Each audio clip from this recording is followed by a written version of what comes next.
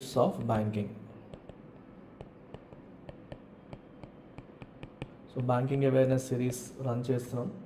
దీంట్లో ఇవాల్టి topic types of banking. So types of బ్యాంకింగ్లో భాగంగా మనం ఏంటి డిఫరెంట్ టైప్స్ ఆఫ్ బ్యాంకింగ్ అవన్నీ ఒకసారి చూసేద్దాం. చాలా ఈజీ టాపిక్, చాలా సింపుల్గా తొందరగా అయిపోతుంది. రకరకాల పేర్లతో మనకి బ్యాంకింగ్ పిలువబడుతుంది. సో రిటైల్ బ్యాంకింగ్ అంటే అర్థం ఏంటి, నారో బ్యాంకింగ్ అంటే అర్థం ఏంటి, అలాగే పారా బ్యాంకింగ్ అంటే అర్థం ఏంటి, ఇలా డిఫరెంట్ నేమ్స్ ఉంటాయి. సో వాటన్నింటికి మీకు ఎగ్జామ్లో అడిగే అవకాశం ఉంటుంది. ఒకసారి చూసేద్దాం అన్నీ. చూసేస్తే మనకి టకటక తేలిపోతుంది. సో మొట్టమొదటిది దీంట్లో బ్రాంచ్ బ్యాంకింగ్. చాలా కామన్గా మనకు తెలిసిందే branch banking. So branch banking అంటే మీనింగ్ ఏంటమ్మా? సో బ్రాంచ్ బ్యాంకింగ్ నార్మల్గా మనకి చూడండి, banking via branches, banking via different branches, రకరకాల ప్లేసెస్లో డిఫరెంట్ బ్రాంచెస్ ఓపెన్ చేసి బ్యాంకింగ్ కార్యకలాపాలు జరిపితే దాన్ని మనం బ్యాంక్ బ్రాంచింగ్ అని చెప్పేసి అంటాం. అంతకంటే ఏం లేదు.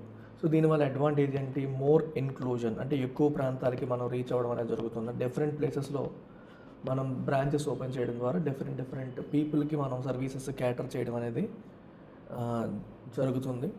And better management, obviously. ఎందుకు బెటర్ మేనేజ్మెంట్ అంటే మనం ఎక్కడి నుంచో ఆపరేట్ చేయకుండా ఆ ప్లేస్కి వెళ్ళి బ్రాంచ్ ఓపెన్ చేసి చేయడం వల్ల అన్ని సర్వీసెస్ని సక్రమంగా అందించడానికి ఇది హెల్ప్ అవుతుంది. సో సింపుల్గా వాట్ ఈజ్ బ్రాంచ్ బ్యాంకింగ్ అంటే banking activities via different branches run చేయడం, అంతే. డిఫరెంట్ బ్రాంచెస్ ద్వారా రన్ చేసేదాన్ని బ్రాంచ్ బ్యాంకింగ్ అంటే. ఈ బ్రాంచ్లు ఓపెన్ చేసే కదా రన్ చేస్తారు అని మీరు అడగొచ్చు. So there is something else called neo banking. ఇప్పుడు కొత్త వస్తున్నాయి మనకి. ఇప్పుడు డిజిటల్ బ్యాంకింగ్ అని మీరు వినుంటారు, అలాగే నియో బ్యాంకింగ్ అని కూడా అంటాం. సో మరి నియో బ్యాంకింగ్లో ఏమవుతుంది? ఇందాక చెప్పినట్టు బ్రాంచ్లు ఓపెన్ చేయడం గట్రా ఉండదు. సో నియో బ్యాంకింగ్ అనేది కంప్లీట్గా it offers banking services via mobile app ద్వారా బ్యాంకింగ్ సర్వీసెస్ అందించడం, ఆర్ వెబ్సైట్ ద్వారా మొబైల్ యాప్ ద్వారా బ్యాంకింగ్ సర్వీసెస్ అందిస్తే దాన్ని నియో బ్యాంకింగ్ అని చెప్పేసి అంటాం. సో దీని ద్వారా యూ కెన్ డిపాజిట్స్, మనం ఆన్లైన్లోనే డిపాజిట్ చేసుకునే అవకాశం కావచ్చు. ఆన్లైన్లోనే మనీ మనం విత్డ్రా అంటే క్యాష్ విత్డ్రావల్ అని కాదు, ట్రాన్స్ఫర్స్, డిపాజిట్ చేసుకోవడం కావచ్చు, ట్రాన్స్ఫర్స్ చేసుకోవచ్చు కావచ్చు. మీ డిపాజిట్ ఫుల్ఫిల్ అయిపోతే, టైం అయిపోతే రిడీమ్ చేసుకోవడం కావచ్చు. అలాగే బిల్ పేమెంట్స్ కావచ్చు, బిల్ పేమెంట్స్ ఆన్లైన్లో చేసుకునే అవకాశం కావచ్చు. అలాగే చెక్ డిపాజిట్స్ కావచ్చు. ఇట్లాంటి రకరకాల యాక్టివిటీస్ ఒక ఫిజికల్ బ్రాంచ్కి వెళ్లకుండా డైరెక్ట్గా ఆన్లైన్లో మొబైల్ యాప్ ద్వారా, వెబ్సైట్ ద్వారా చేయగలిగితే దాన్ని మనం నియో బ్యాంకింగ్ అని అంటాం.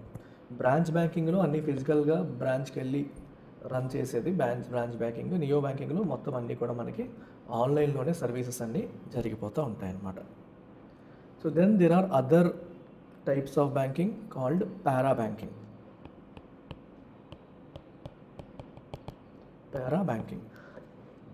సో పారా బ్యాంకింగ్ అంటే ఏంటో కూడా ఒకసారి గమనించండి.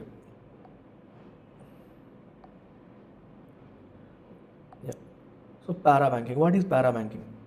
పారా బ్యాంకింగ్ ఏం చేస్తుందంటే, ఇప్పుడు మనకి జనరల్గా రెగ్యులర్ యాక్టివిటీస్ కాకుండా నాన్ రెగ్యులర్ యాక్టివిటీస్, బ్యాంక్ అనగానే రెగ్యులర్ యాక్టివిటీస్ ఏంటి మనకి?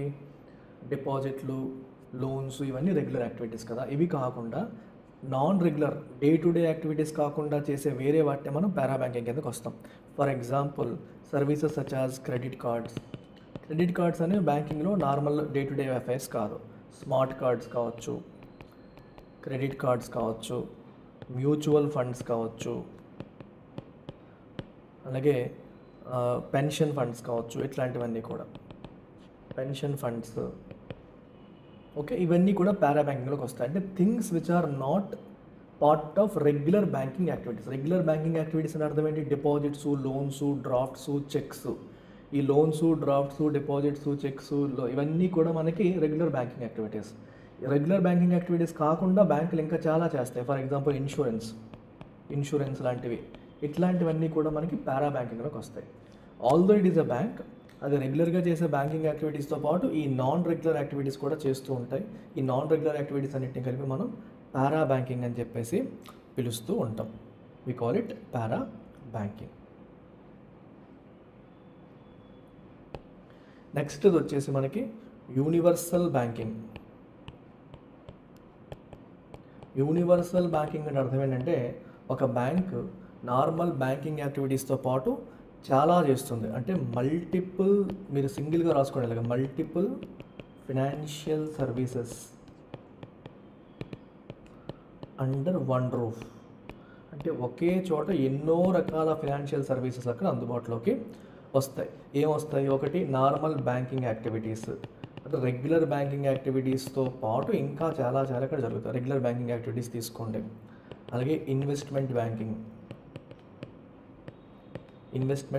అంటే మెర్జర్స్, ఎక్విజిషన్స్ ఇట్లాంటి వాటిలో కూడా ఇన్వాల్వ్ అవ్వడం.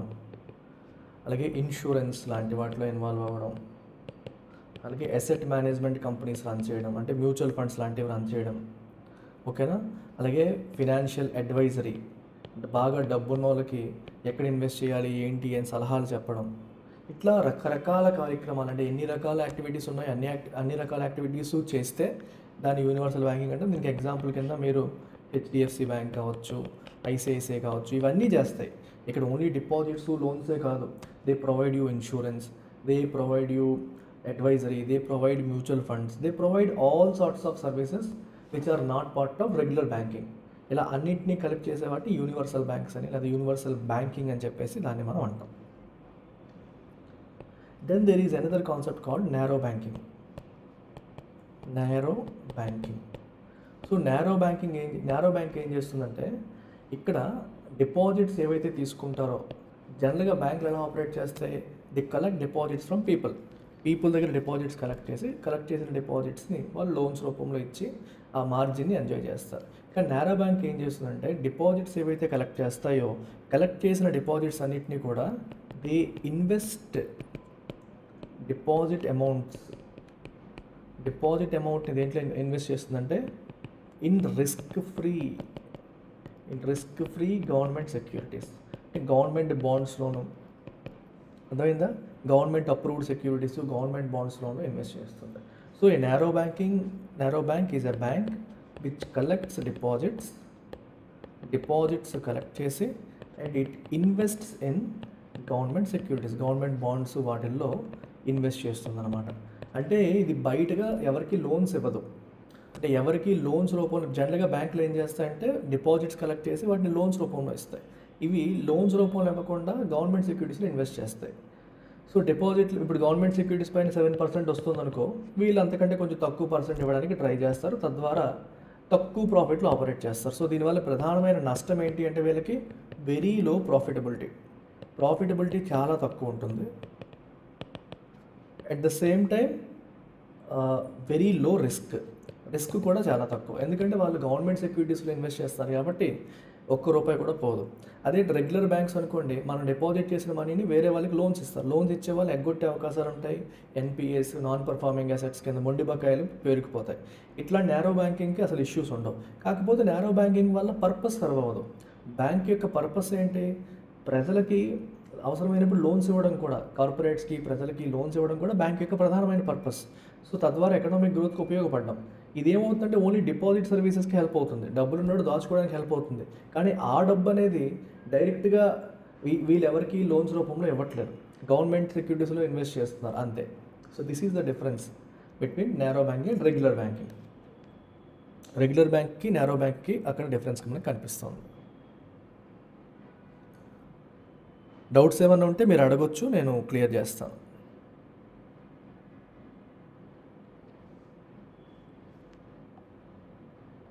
సో నారో బ్యాంకింగ్ తర్వాత మనకి చూడబోయేది shadow banking.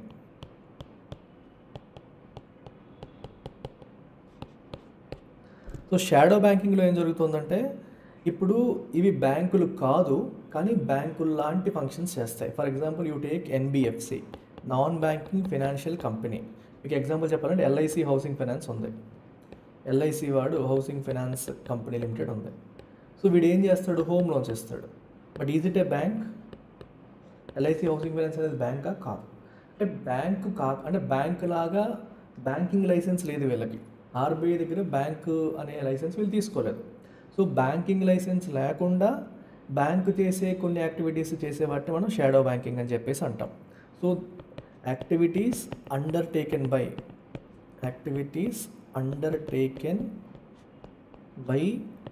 NBFCs, non banking financial companies, లేదా any other bodies similar to the ones taken by the banks.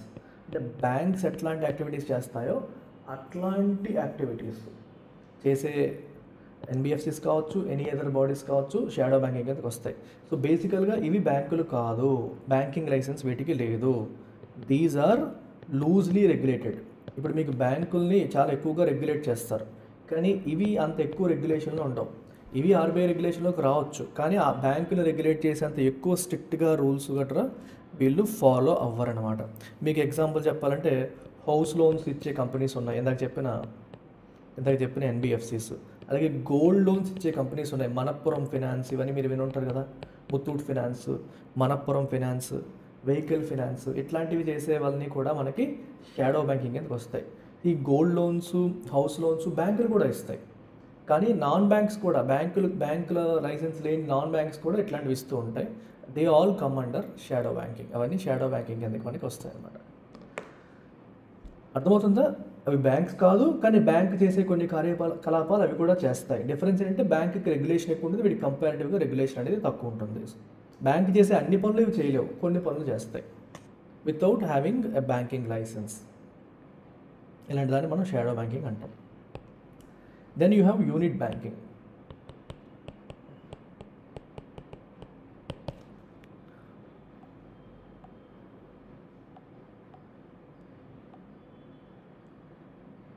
తర్వాత యూనిట్ బ్యాంకింగ్.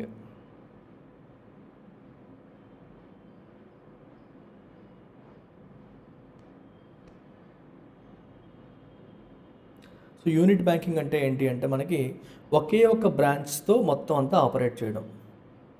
ఎక్కువ బ్రాంచ్లు ఓపెన్ చేసి కాకుండా సింగిల్ బ్రాంచ్తో ఆపరేట్ చేస్తే దాన్ని మనం యూనిట్ బ్యాంకింగ్ అని చెప్పేసి అంటాం. అర్థమవుతుందా? You don't have too many branches. ఎక్కువ బ్రాంచెస్ అనేవి లేకుండా తక్కువ, ఒకటో లేదో రెండో, ఒకే ఒక యూనిట్తో మనం ఆపరేట్ చేస్తుంటే that comes under unit banking.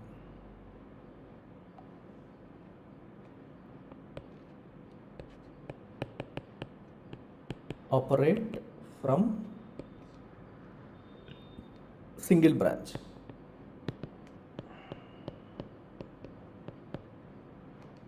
So taking care of a small community. అంటే ఒక ఏరియాలో ఒక పర్టికులర్ కమ్యూనిటీ అవసరాలని తీరుస్తూ ఒక సింగిల్ బ్రాంచ్ పెట్టి దాంతోనే మొత్తం ఆపరేషన్స్ చేస్తే దాన్ని యూనిట్ బ్యాంకింగ్ అని చెప్పేసి అంటాం. సో వీళ్ళు పెద్దగా ఎక్స్పాండ్ అవ్వరు, మొత్తం అందరికీ అందుబాటులోకి రారు. ఒక పర్టికులర్ ఏరియాలో ఒక పర్టికులర్ కమ్యూనిటీకి, ఒక ఏరియాలో ఉన్న వాళ్ళకి సర్వీసెస్ అందించి ఒక సింగిల్ యూనిట్తో ఆపరేట్ చేసే బ్యాంక్ని యూనిట్ బ్యాంకింగ్ అని మనం అనవచ్చు. Retail banking. ఈ పదాలు మీరు తెలుసుకోండి, అంత ఇంకేం లేదు, కన్ఫ్యూజన్ ఏమీ అవసరం లేదు. మీకు డీటెయిల్డ్గా డిస్క్రిప్టివ్ క్వశ్చన్స్ ఎవరు అడగరు. సో రిటైల్ బ్యాంకింగ్లో ఏమవుతుందంటే మనకి ట్రాన్సాక్షన్స్ విత్ కస్టమర్స్ డైరెక్ట్లీ. బ్యాంకులు ఏం చేస్తే they do transactions with retail customers directly. అంటే డైరెక్ట్గా పీపుల్తో ఆపరేట్ చేస్తూ ఉంటాయి. మరి దాని అర్థం ఏంటి? విత్ రీటైల్ అంటే మనలాంటి వాళ్ళందరితో డైరెక్ట్గా ఆపరేట్ చేస్తాయి. Which means no transactions with corporates, with కంపెనీస్తో వీళ్ళు ఇన్వాల్వ్ అవ్వరు, కార్పొరేట్స్తో వీళ్ళు ఇన్వాల్వ్ అవ్వరు, అదర్ బ్యాంక్స్తో ఇన్వాల్వ్ అవ్వరు, వేరే బ్యాంకులతో ట్రాన్సాక్షన్స్ చేయవు, కార్పొరేట్స్ కంపెనీస్తో ట్రాన్సాక్షన్ చేయవు. దీన్ని మనం రిటైల్ బ్యాంకింగ్ అంటాం. So then you have corporate banking or wholesale banking. అక్కడ you involve with other companies, వేరే కంపెనీస్కి ఇచ్చే లోన్స్ అట్లాంటివన్నీ కార్పొరేట్ బ్యాంకింగ్లో వస్తాయి. రిటైల్ బ్యాంకింగ్లో మనం హోమ్ లోన్స్, మన డిపాజిట్లు, రైతులు, ఇవన్నీ రెగ్యులర్ జనాలకి అందించేది రిటైల్. అంటే మనం రోజువారీ డిఫరెంట్ ప్లేసెస్లో చూసే బ్యాంకులన్నీ కూడా ప్రిడామినెంట్లీ రిటైల్ బ్యాంక్స్ అనమాట. ఇవన్నీ రిటైల్ బ్యాంక్స్. కార్పొరేట్ బ్యాంక్ ఆఫీసులు వేరేగా ఉంటాయి, వాళ్ళు డైరెక్ట్గా కంపెనీస్తో డీల్ చేస్తారు. They do deal with different corporates directly. ఇది రిటైల్ బ్యాంకింగ్ కదా. రిటైల్ బ్యాంకింగ్ లాంటిదే మనకేంటి opposite to wholesale banking. Wholesale బ్యాంకింగ్లో మనకి ఏమొస్తుందంటే హై ఎండ్ వర్త్. సో వీళ్ళ కస్టమర్స్ ఎవరు అంటే మనకి కరెక్ట్ ట్రాన్సాక్షన్స్ ఆర్ విత్ కార్పొరేట్స్తో హ్యాండిల్ చేయడం, పెద్ద పెద్ద కంపెనీస్తో హ్యాండిల్ చేయడం. దీన్నే మనం కార్పొరేట్ బ్యాంకింగ్ అని కూడా అనవచ్చు. హోల్సేల్ బ్యాంకింగ్ లేదా కార్పొరేట్ బ్యాంకింగ్. అర్థమైందా? కార్పొరేట్ బ్యాంకింగ్ కార్పొరేట్స్తో, మిడ్ సైజ్ కంపెనీస్లో, SMEs, small and mid size organisations, వీటన్నిటితో కూడా వీళ్ళు మిడ్ సైజ్ ఆర్గనైజేషన్స్ ఎంటిటీస్తో వీళ్ళు ఆపరేట్ చేస్తూ ఉంటారు.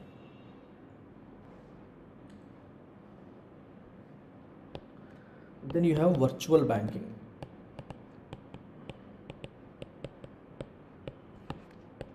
వర్చువల్ బ్యాంకింగ్ అంటే మనకు అర్థం ఏంటంటే బ్యాంకింగ్ ఆపరేషన్స్ ఆన్లైన్లో అయితే. Banking operation it's like neo banking లాంటిదే.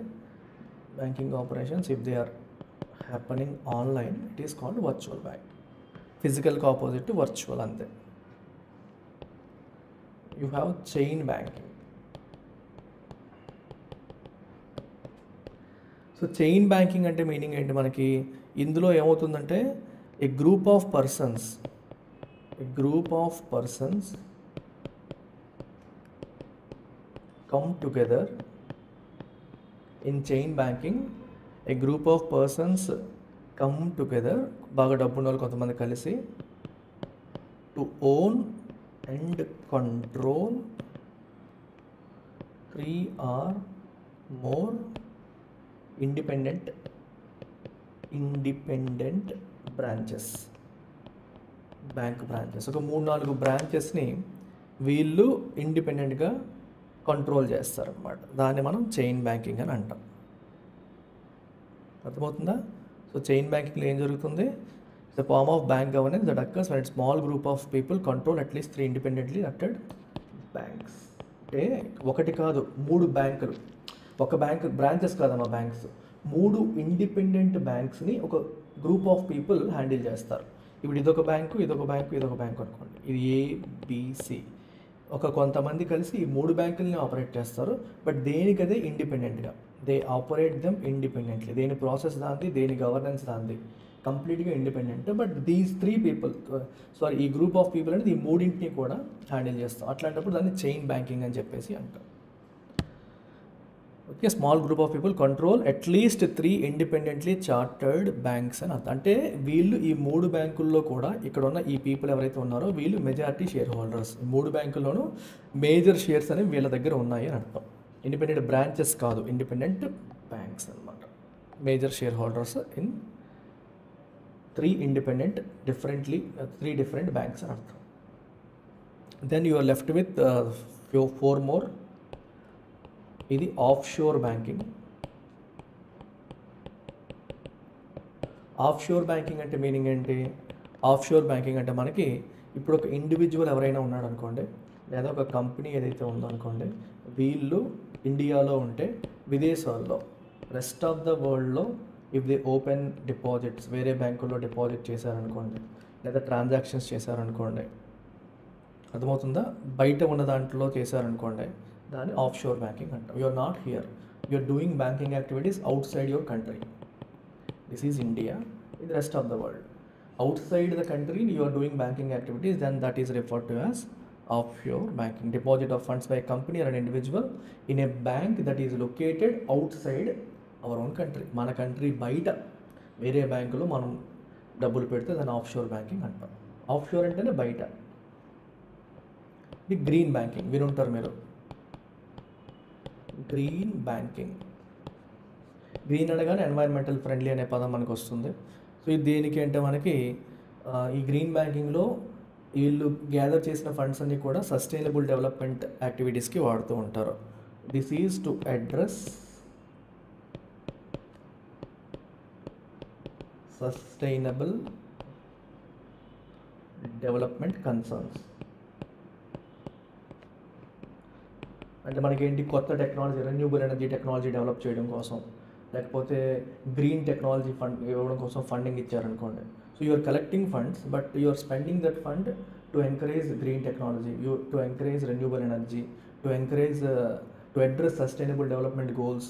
ఇట్లాంటి వాటి కోసం మనం స్పెండ్ చేస్తూ ఉంటే దాన్ని గ్రీన్ బ్యాంకింగ్ అంటాం. అంటే కమర్షియల్గా రెగ్యులర్ పొల్యూట్ చేసే కంపెనీస్కి లోన్స్ ఇవ్వకుండా ఎవరైతే పాత పొల్యూషన్ నుంచి రెన్యూబుల్ ఎనర్జీ వైపు మూవ్ అవుతున్నారో, లేకపోతే గ్రీన్ టెక్నాలజీస్ ఇంప్లిమెంట్ చేస్తున్నారో అట్లాంటి వాటిని ఈ లోన్స్ ఇచ్చిందనుకోండి, దాన్ని మనం గ్రీన్ బ్యాంకింగ్ అని చెప్పేసి అంటాం. We call it green banking. And ప్రజల్లో కూడా ఎన్వైరన్మెంటల్ సస్టైనబిలిటీ గురించి, వాటి గురించి, క్లైమేట్ చేంజ్ గురించి అవేర్నెస్ బిల్డ్ చేసే బ్యాంక్స్ని గ్రీన్ బ్యాంకింగ్ అని మనం అంటాం.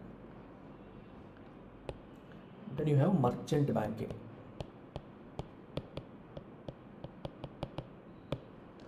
సో మర్చెంట్ బ్యాంకింగ్ అంటే మీనింగ్ ఏంటి మనకి? It's a combination of banking plus consultancy. Consultancy అంటే అర్థం ఏంటి? సలహాలు, సూచనలు, అడ్వైజరీ ఇట్లాంటివి అనమాట. సో వీళ్ళు ఏం చేస్తారంటే, for example mergers and acquisitions ఉన్నాయి, 2 కంపెనీస్ మెర్జ్ అవ్వాలనుకుంటున్నాయి. ఆ మెర్జింగ్ ప్రాసెస్ అంతా వీళ్ళు అండర్టేక్ చేస్తారు, ఎట్లా చేయాలి, ఏం చేయాలో చెప్తారు. అలాగే ఒక కంపెనీ ఐపీఓకి వస్తుంది, ఇనీషియల్ పబ్లిక్ ఆఫరింగ్ చేస్తుంది. ఫస్ట్ టైం ఐపీఓ వచ్చినప్పుడు దానికి అవసరమైన ఫార్మాలిటీస్ అన్నింటినీ చూసుకోవడం, ఏ ప్రైస్కి అమ్మాలి షేర్, ఇట్లాంటివన్నీ చెప్పడం, ఇవన్నీ కూడా మర్చెంట్ బ్యాంకింగ్లోకి వస్తాయి. అర్థమవుతున్నాయా? It's mostly consultancy, advice, guidance, services ఇచ్చి ఫీజు తీసుకుంటారు. They offer services or advisory for ఫీజుకి వాళ్ళు ఫీజు తీసుకొని సర్వీసెస్ అందిస్తారు. ఎట్లాంటివంటే మెర్జర్ ఎక్విజిషన్ కావచ్చు, ఇనీషియల్ పబ్లిక్ ఆఫరింగ్ కావచ్చు, వేరు అంశాల్లో బ్యాంకులకి నాలెడ్జ్ అంటే వేరే కంపెనీస్కి నాలెడ్జ్ ఉండకపోవచ్చు, కాబట్టి వాటికి సంబంధించిన అంశాలు వీళ్ళు టేక్ ఓవర్ చేసి వీళ్ళు ఫీ చార్జ్ చేస్తూ ఉంటారు అన్నమాట. దాన్ని మర్చెంట్ బ్యాంకింగ్ అని మనం అంటాం. అండ్ నియో బ్యాంకింగ్ మీకు ఆల్రెడీ చెప్పేశాను. సో ఇవి డిఫరెంట్ టైప్స్ ఆఫ్ బ్యాంకింగ్. ఈ పేర్లు ఏమైనా మీకు ఎప్పుడైనా వస్తే కన్ఫ్యూజ్ అవ్వకుండా మీరు హ్యాండిల్ చేయగలిగేలాగా I have tried to cover all these things. So మీకు లైవ్ చాట్ చూస్తున్న వాళ్ళు కావచ్చు, వీడియో చూస్తున్న వాళ్ళు కావచ్చు, మీ కామెంట్ సెక్షన్లో you can find the app link. మన యాప్ లింక్ మీకు కనిపిస్తుంది. సో అందులో మీరు యాప్ డౌన్లోడ్ చేసుకొని ఉన్న కోర్సెస్ మీరు డైరెక్ట్గా పర్చేస్ చేసుకోవచ్చు. And if you want more information you can call this number. ఈ నెంబర్కి మీరు కాల్ చేయొచ్చు, 7893899553. You can call this number. So that's it. We'll catch up tomorrow with another interesting topic. Okay na? That's it. Take care. Bye.